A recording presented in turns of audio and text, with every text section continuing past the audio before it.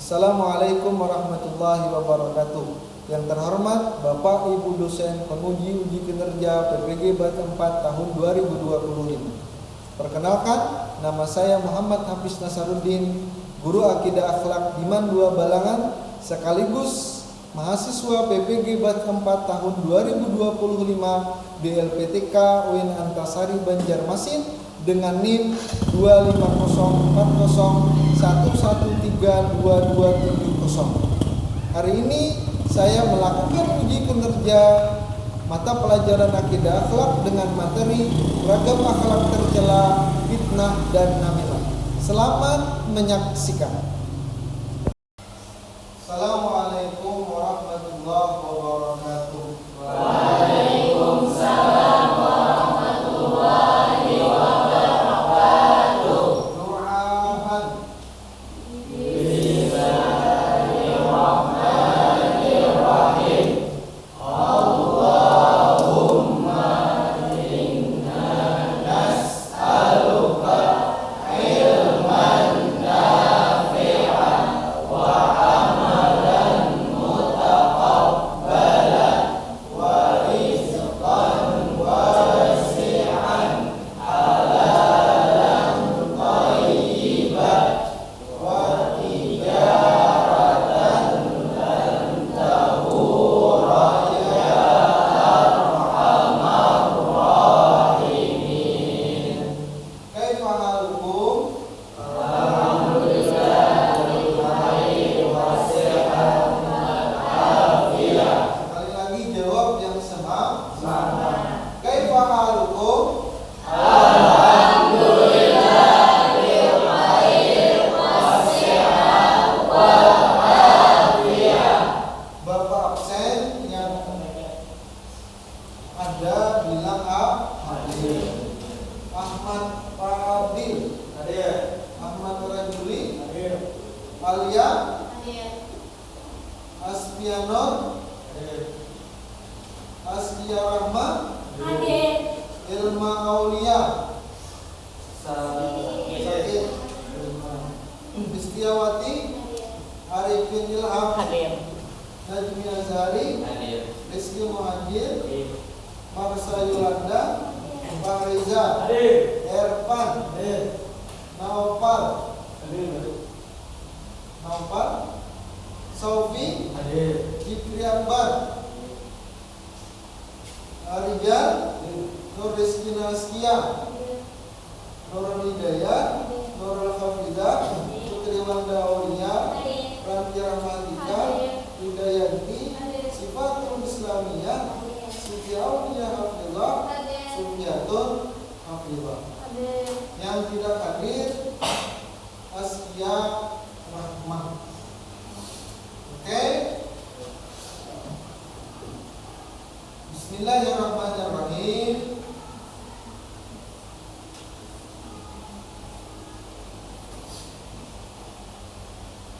Dalam pertemuan yang lalu kita sudah membahas tentang sifat terpuji. Nah, pertemuan ini kita akan membahas tentang sifat tercela. Lebih khususnya tentang fitnah dan namimah. Fitnah namimah. Kalau sifat terpuji dahulu kita itu disuruh untuk melakukan, tapi kalau sifat tercela disuruh untuk menjauhi.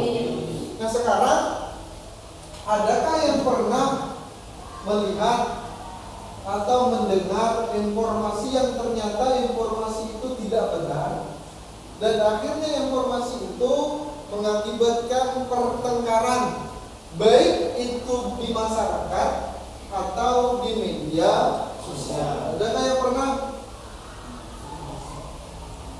Ya, Najmi silakan Najmi. Kemudian ada visi kawan lain, itu ditutup kepercayaan, sampai ketahuan oleh keluarganya. Habis itu ketahuan oleh keluarganya pas langsung kayak renggang hubungan antar keluarganya. Intinya difitnah Pak rencana, tapi ternyata ada, tapi sampai keluarganya akhirnya untuk ikutan memusuhi gara-gara dituduh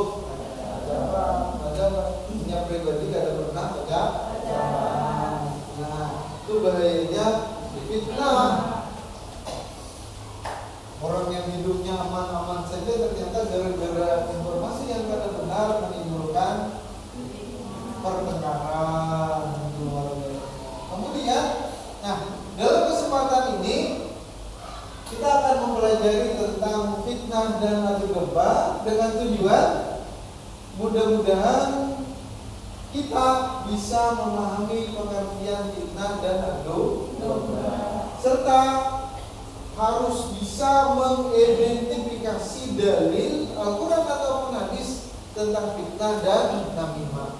Kemudian bisa menganalisis apa dampak negatifnya fitnah dan namimah. Oke, siap?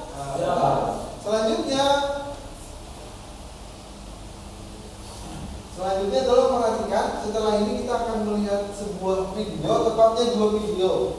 Pertama, 1 video fitnah, 2 video tentang namimah atau adu. Silakan perhatikan. Pertama, ini video fitnah.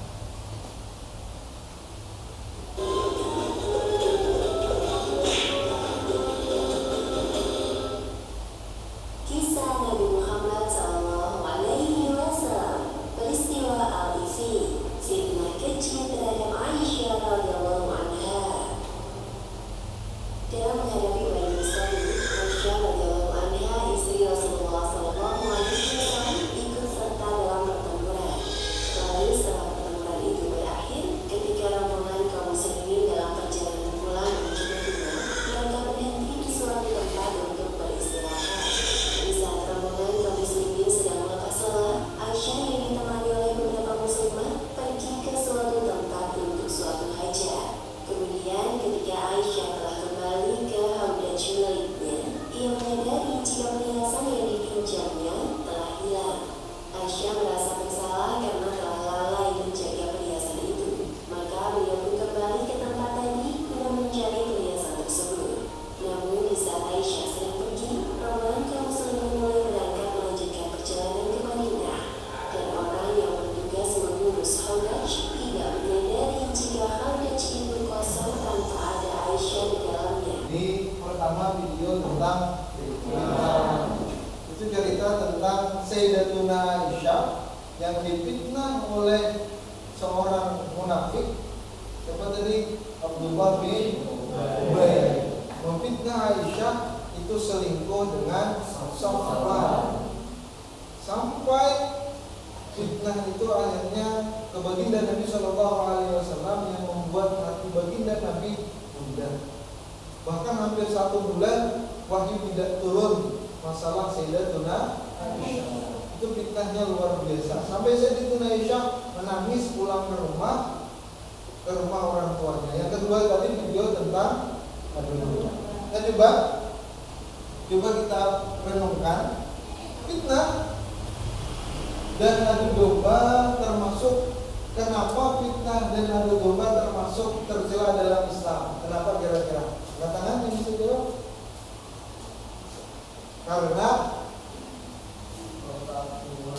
Karena merusak hubungan.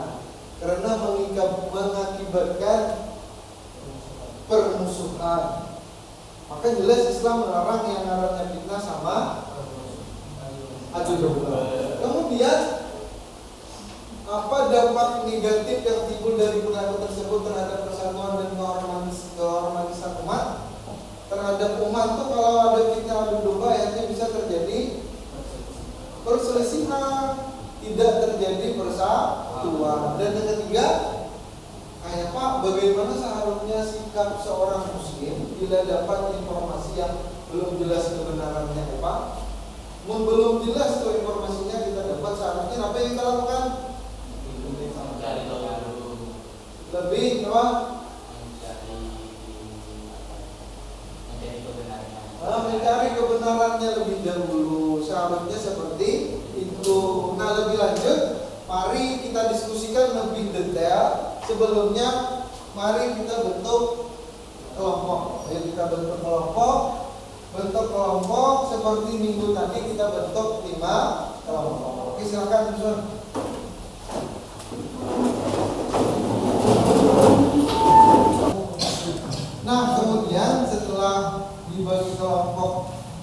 5 kelompok. Sekarang Bapak bagi LKPD-nya.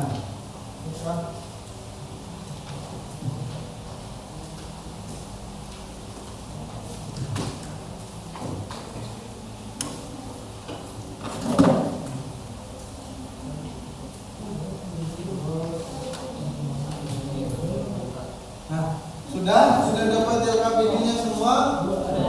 Nah, sekarang perhatikan, kerjakan LKPD ini secara berkelompok dan bacalah setiap perintah dengan teliti di LKPD-nya. Kemudian diskusikan jawaban dengan anggota kelompok dan tuliskan hasil diskusi secara singkat dan jelas. Dan ketiga, tunjuk satu orang untuk mempresentasikan hasil diskusi kelompoknya. Oke, siap? Paham? Paham? Ada yang ditanyakan? Ada yang kurang jelas? Ada. Oke, silakan kerjakan LKPD-nya secara diskusi kelompok. Oke.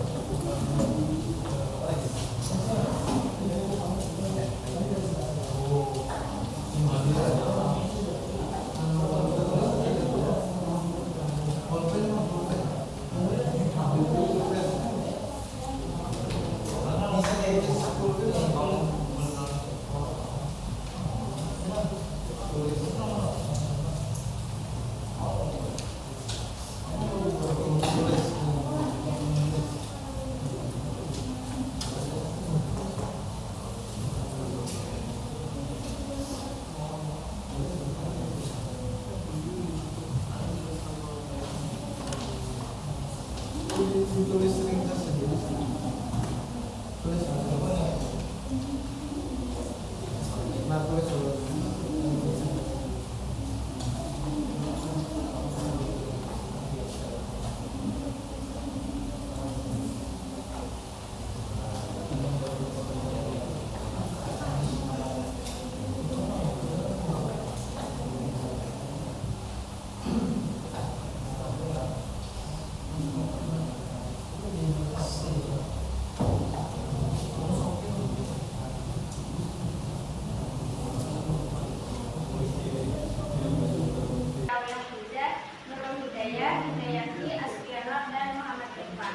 Saya sendiri akan mewakilkan dan untuk membacakan hasil diskusi dari kelompok kami.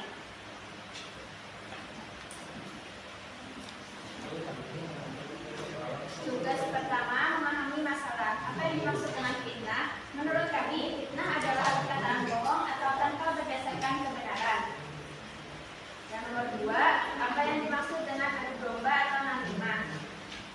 Menyebarkan berita tentang rahasia orang lain dengan tujuan untuk merusak hubungan antara orang lain.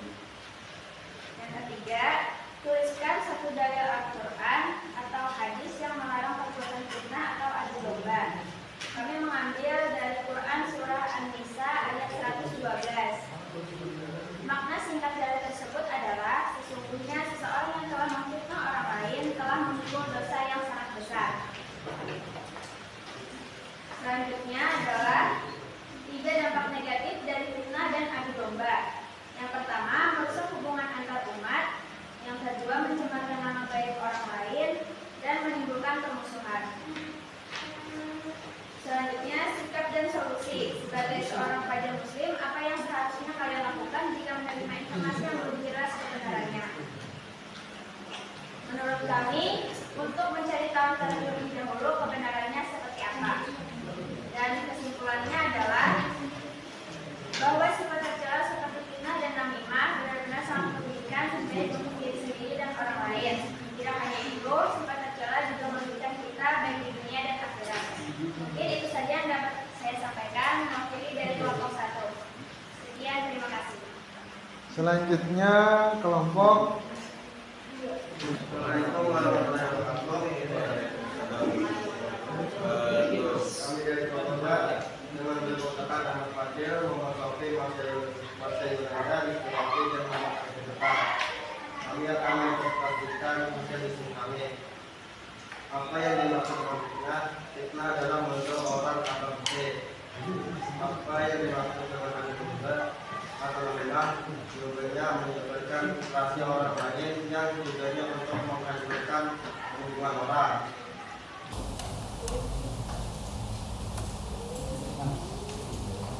Sudah. Nah, sekarang sudah selesai presentasi dari masing-masing kelompok. Selanjutnya dari presentasi sekian presentasi tadi, apakah ada tanggapan untuk kelompok lain atau ada pertanyaan? Tolong angkat tangan. Ada kelompok? Silakan.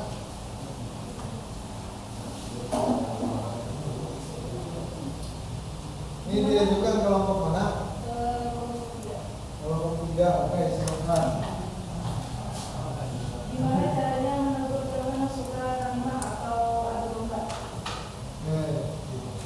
Bagaimana caranya menegur teman yang teman itu suka fitnah dan adu domba? Kelompok 3 silakan. Tapi jawab pertanyaannya berdiri supaya kelihatan. Jawab dari sama-sama tiga. Caranya itu dinasehati, dibimbing, dan dimotivasi untuk berubah kepada kebaikan. Oke, terima kasih. Caranya kata kelompok 3, kalau ada temannya yang itu punya hobinya apa? Namimah atau fitnah. Solusi pertama nasihati. Terus dimotivasi agar berubah ke arah yang lebih baik. Nah, demikian mungkin diskusi kita pada hari ini. Sebelum kita simpulkan, tepuk tangan untuk semuanya.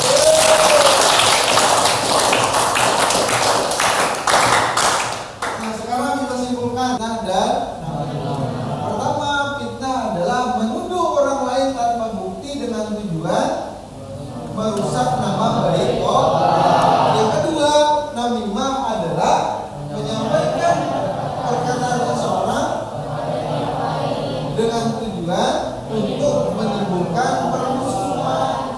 Dalil yang melarang fitnah dan namimah itu pertama ada di surah Al-Insan ayat 12. Dan hadis baginda Nabi Shallallahu Alaihi Wasallam, la yadkhulul jannata an-namam, tidak masuk surga orang yang suka mengadu domba. Dan dampak negatif fitnah dan dampak negatif fitnah dan namimah itu pertama apa? Merusak hubungan. Yang kedua, mendapat ancaman masuk neraka. Yang ketiga, menimbulkan permusuhan. Yang keempat, mencemarkan nama baik orang lain dan lain. Dampak negatifnya baik.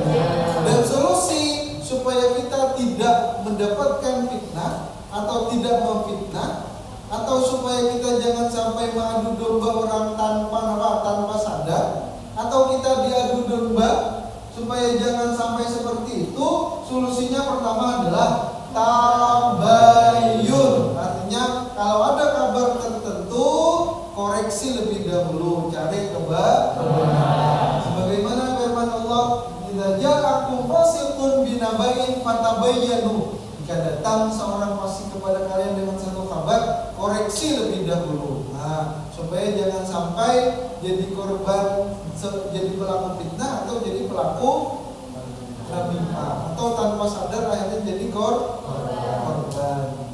Jalan, itu Kak. Nah, solusinya pertama adalah supaya jangan sampai terjadi fitnah dan namimah. Yang kedua solusinya adalah husnuzan, sangka baik dengan orang lain. Nah, selesai. Dengan demikian selesai diskusi kita pada hari ini. Bapak ucapkan terima kasih banyak. Tepuk tangan untuk kelompok manusia.